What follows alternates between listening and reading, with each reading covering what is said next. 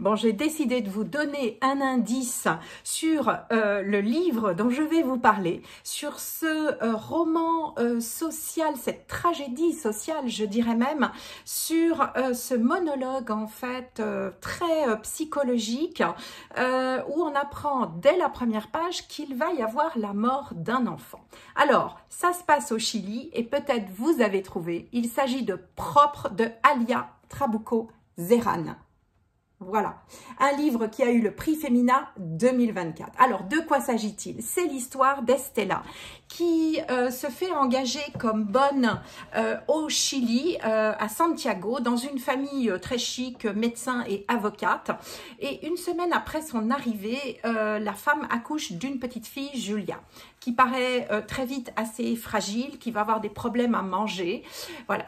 Et cette bonne, pendant 7 ans, va éduquer cette gamine quelque part. Elle va s'en occuper, elle va aussi la réprimander, elle va lui donner à manger, elle va jouer son rôle. Alors, on est dans un livre qui nous parle des difficultés sociales, de ces différences, de ceux qui obéissent et de ceux qui doivent obéir et de ceux qui commandent en fait, et du mal-être dans ces situations.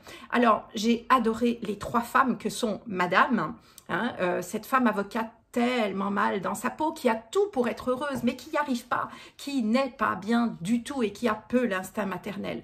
La petite Julia, qui est atypique, on comprend qu'elle est précoce, et puis elle a un besoin d'amour, elle a besoin qu'on s'occupe d'elle. Elle se cherche, elle est vraiment pas bien non plus. Et puis Estella, qui n'est pas bien non plus.